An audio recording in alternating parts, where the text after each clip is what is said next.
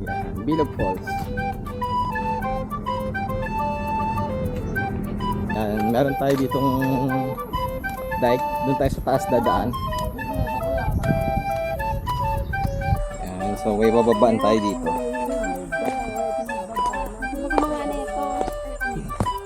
Medyo mataas yung mga hakbang. Grabe naman.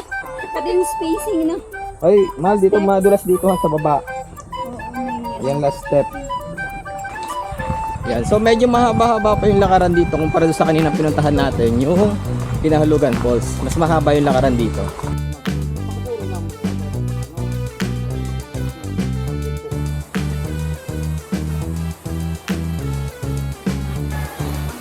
So hindi naman kayo maliligaw dito since isa lang naman yung daan pupunta.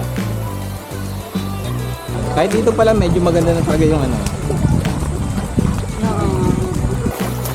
Matagal na ako nung huli nakapunta rito. So I think high school pa lang ako noon nung last na punta ko dito.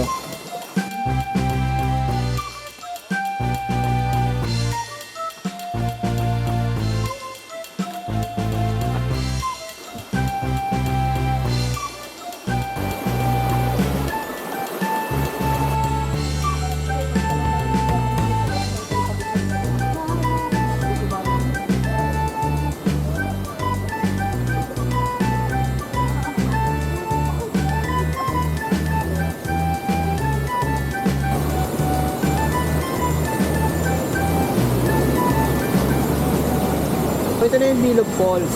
Yeah, medyo talagang na-develop na itong lugar na to kasi kita nyo may mga man-made structure na dito katulad itong mga hagdanan nito. Dati ito, nung mga bata pa kami, nung punta namin dito, wala pa to. So sundan namin doon sa taas, pababa dito. Yan. So ito, wala pa yan dati. Yan, wala pa yan. Yung mga parang tulay na yan. So maganda mabalikan yung mga lugar na dati yung pinupuntahan ng mga bata pa kayo. So ito nga, medyo talaga improvement na accessible na siya sa lahat ng gusto pumunta dito. Yung at least yung mga kaya maglakad ng ganong kahaba. O kayang umakyat ng mga ganong hagdanan. Memorya ko, mas malaki yung Bilog Falls dati. Pero ngayon medyo parang maliit, naliliitan na ako. Pero ayun, same pa rin, maganda pa rin naman. Yan o. Boom. Yan, yung pinsan ko yun.